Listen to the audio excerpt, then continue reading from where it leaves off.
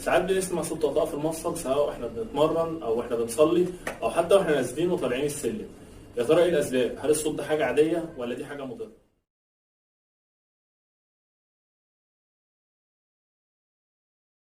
السلام عليكم، معكم محمد الليثي من كريتيف كلينيك. ان شاء الله هتكلم عن اسباب طقطقه المفاصل. اسباب طقطقه المفاصل لها اسباب كتير، هتكلم عن بعضها. اول سبب معانا هو ان معظم مفاصل جسمنا من نوع الساينوفيال جوينت اللي هي المفاصل الزلاليه. جواها ساينوفيال فلويد اللي هو السائل الزلالي. فاللي بيحصل ان احنا لما بنقوم بعد فتره الجاذبيه بتسحب الجسم لتحت والعضلات بتسحب الجسم لفوق، فبالتالي بيتكون فقاعات غازيه في السائل الزلالي. فلما احنا بنيجي نتمشى بيطلع صوت طقطقه، وهو ده صوت الفرقعه بتاعت الفقاعات الغازيه اللي اتكونت.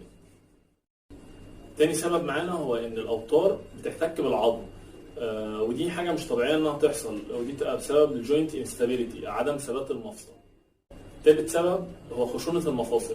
زي ما احنا اتفقنا ان المفصل بيحتوي على سائل زلالي، فالسائل الزلالي ده لما بيقل لاي سبب بيبدا العظم يحتك ببعضه وبيساعد على تاكل الغضاريف المكونه للمفصل، وده بيبقى نتيجه تقدم في العمر او اصابات متكرره، وده غالبا بيبقى مصاحب معاه الم وتورم وطقطقه في